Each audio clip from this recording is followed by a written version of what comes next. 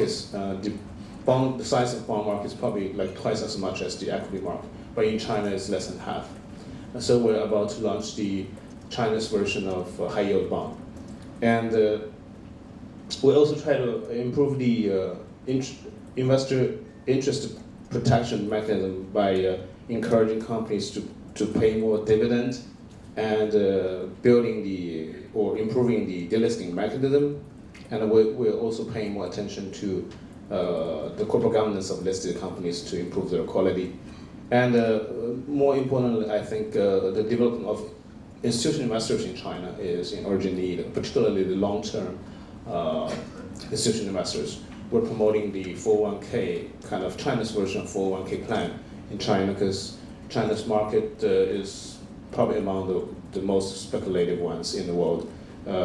Back in 2007, the turnover ratio of Chinese market is about 900, and the world average is about 150. I think just one sentence. I think the macroeconomics background for all this reform is that China has entered a stage where after 30 years of growth, you have a lot of wealth accumulation in the society, and you have also a lot of financing need for the enterprises and companies. But you find that we have this dilemma, they cannot meet each other. And in a city like Wenzhou, that everybody knows that this is one of the most wealthy city in China. But in this city, a lot of companies got bankrupt because they run out of money and they cannot get financed. This is the dilemma for Wenzhou and also for China. I think the best way is just try to build the capital market and further liberalize the financial sector so that Chinese economy can enter a stage of more sustainable growth for the next decade. China is, the year end of 2010, the per capita GDP of China was $4,300, which is about the famous mid-income trap. And if China can keep up with the 12th five-year plan, which is 7% per year growth, then by 2020, China will most likely achieve per capita GDP of $10,000, which is successfully walk out of the middle-income trap. So I think all this reform is geared towards supporting Chinese economy for better and sustainable growth. I think I have to stop. Yeah. Thank you very much. Thank you. I'm sorry to squeeze you out. The last speaker is always. That's okay. Yeah. But can I, before the Q&A, because we have up to 11:30, and that's insufficient time. So can I exercise my prerogative as a moderator to zero the discussion and the Q&A to do what I see to be key issues if I take the strengths of what the speaker is saying. Taking the lead from the brief of the session, how does the financial sector serve the real economy? So what are the needs of the real economy at present? It seems to me, listening to the speakers, is that right now in the world, because of the financial crisis, voluntary regulation, and the uncertain environment we are in, there's a shortage of risk capital, whether for the SME, there's a shortage of long-term capital for this part of the world that requires still a lot of infrastructure, long-term investments. So I would hope that other questions of the panelists can address that. The second issue, which is not discussed, but which is at the back of quite a lot of discussion, is the issue of should the financial system continue to evolve to more complexity. I think all of you have read more recently about what happened with JP Morgan, where even senior management didn't know what was going on, and even after they learned what was going on, didn't understand what happened because it was so complex. Okay? Have we reached a stage now where the complexity is such that we are getting into the unknown, to use a Ramsell phrase, that we only know what happened after the event, or what happened after the event, but don't know why it happened or what happened. Just something happened. So I would hope that we can have a discussion on those two issues. Thank you.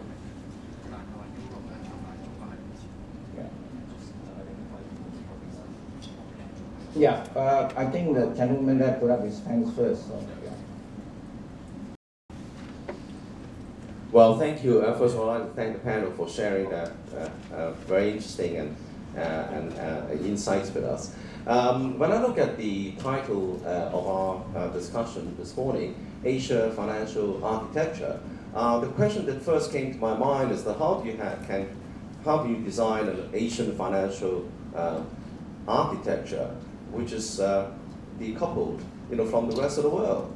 So as capital flows, sort of cuts across boundaries and countries, either with a closed system or an open system. So my question is that, is there an effective mechanism to monitor and regulate some of the speculative capital flows across the various countries? I mean, that caused really the former Asian financial crisis and the impact fallout of the last global financial crisis. My second question is a very, very big one. The interest rate inflation targeting has been in use in the West, the central banks and the ECB and also the UK. I'd like to ask how useful has that has been used as a tool in the West, and also how useful it is for Asian, for the Asian region in inflation targeting as a monetary tool. Thank you very much. Thank you. Is it all right if we just take the first question? The second question really runs into monetary policy, and that is an issue that will take us, another whole day to discuss. So, on the first question, Howard, would you like to have a crack at that? I understand the uncertainty behind your question, and indeed, of course, you can say that everything is connected to everything else, and that what you really need is some sort of all-seeing global financial observatory positioned, no doubt, in some kind of satellite above the Earth, looking at everything and how it makes everything else. But the reality is that there are global issues, and there are regional issues, and there are national issues, I think, and that there are dimensions of the Asian financial system which are interlinked, and those should be a subset which is capable of being analysed and monitored and overseen by Asian financial institutions. I think you've got to be very careful to identify what it is you're looking at, but I think things like the financing of intra-regional trade, for example, at the moment, I think is a manageable issue you can get your arms around, and it is an Asian question. So I agree there have got to be linkages between your regional observatories and your global observatories and your national observatories, but I do think there is a regional dimension that is worth looking at. Thank you. Annie Sander. So much. Dr. Teh, I'd like to ask a question related to your first question, which is about the short-term, the shortage of long-term capital in the region and how the region gains control of its own fortunes. Maybe if we widen it out a bit from the banks, the shortage isn't as dire as we think. So I would like to ask you a question, and that is the extent there are... I'm the moderator. There are great deep pools of capital in this region, long-term capital, which is to say the sovereign wealth funds and the pension funds like NPS of Korea. Do you see a role for these pockets of funds both in providing long-term finance, such as infrastructure, and coming up with innovative ways to channel money to SMEs? Thank you, and forgive me. Yeah, I think there's a role for pension funds and sovereign wealth funds to invest more into infrastructure in this part of the world. But the deep pools of money are not as big or as deep as you suggest. They do asset allocation, and they do have fiduciary responsibilities and so on. So a certain percentage can be allocated. But in relation to the infrastructure needs of this part of the world, I think the amounts exceed far more than what at least the institution money can provide. So you do need private, these other sources of funds. Please. Thank you. Dr. Teh, maybe focusing on your first question, this could really be directed to a number of people on the panel, is as we are adding more regulation to ensure that what's happened in the past doesn't happen again, there are times where I wonder if the cure could be worse than the disease.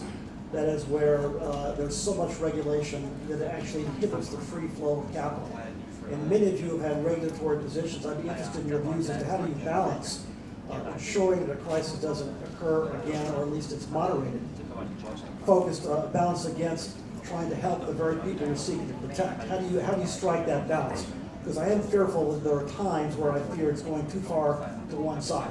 And we have a tendency, I think, around the world to do that, to swing back and forth. So I'd be interested as how you strike that balance. It really can be directed to really a number of people, Dr. Teh, on the panel. Thank you. Yeah. Mr. Lee, you want to try to have address that? It's a good question. We have limited time to talk about this long story, but just to give you some basic idea.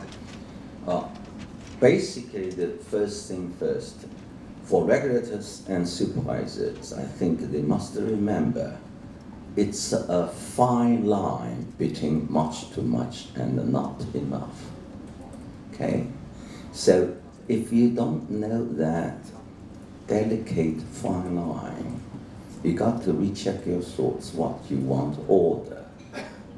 So in our book, prevention is the best cure. So everything you do is that you just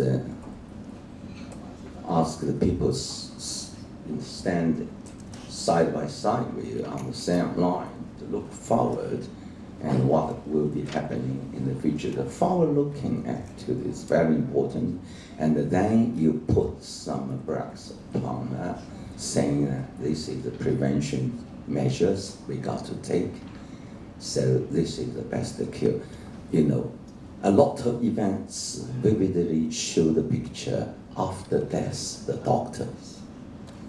And even the doctors at that event are still controversial about the reason why he's there.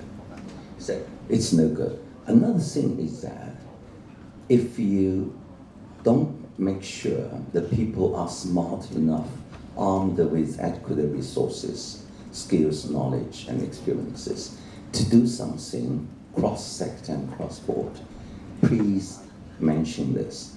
A long-fire war is the best cure on their books. Thank you, Governor Liu. I think we have about 5 minutes left, so can you make your question short and the answer also equally short, please?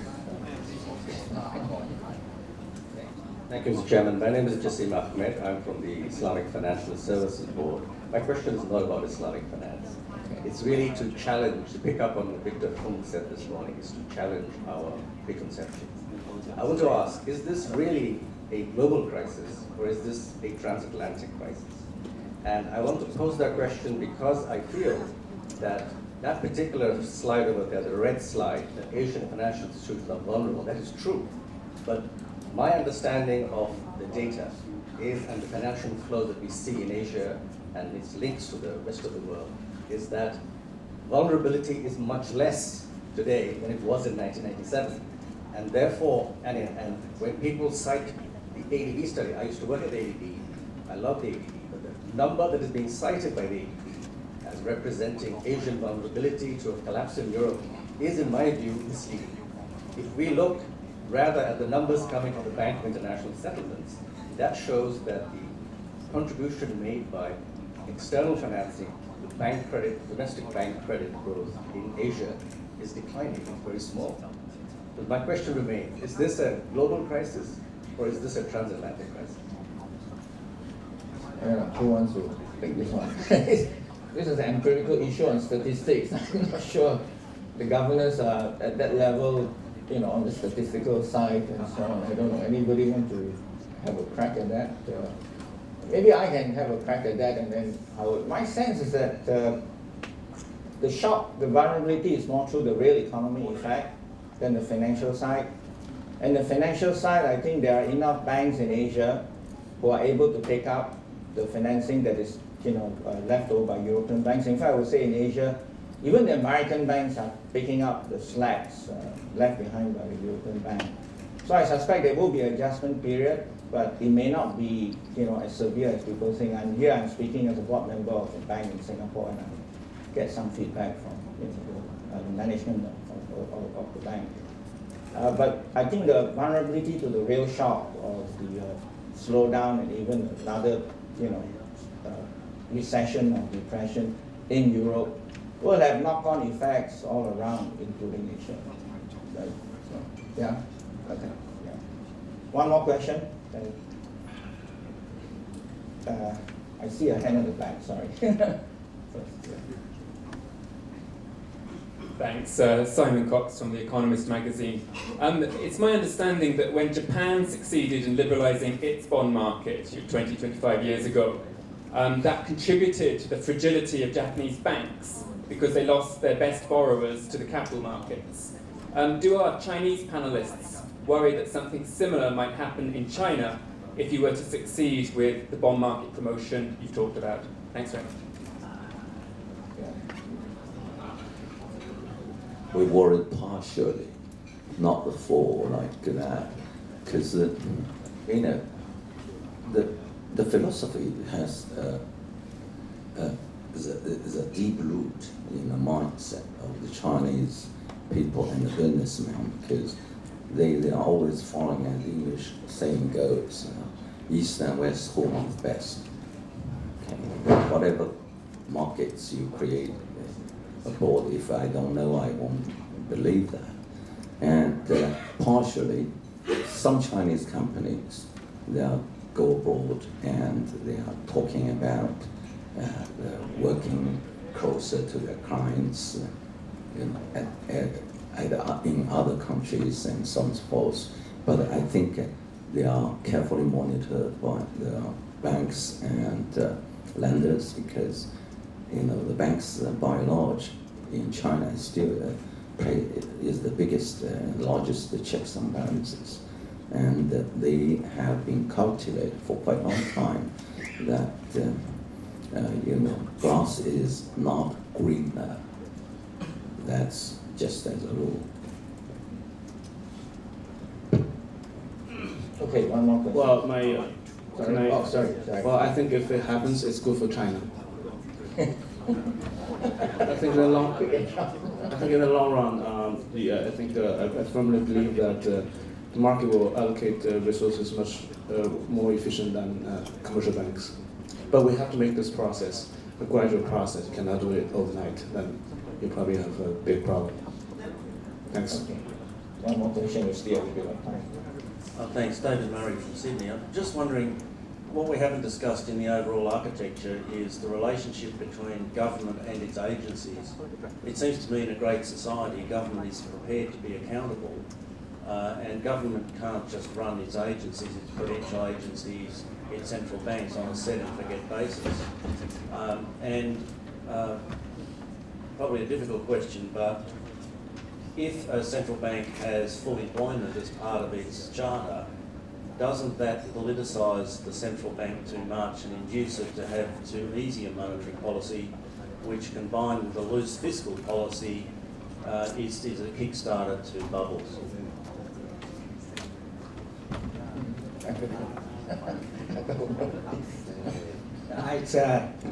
As you mentioned, Mr. Chairman, last time, this is more a monetary policy question. But in terms of institutional dynamics, one of the lessons of the global financial crisis is that if you talk about monetary policy, we concentrate on one objective, one instrument as the most efficient, that has collapsed.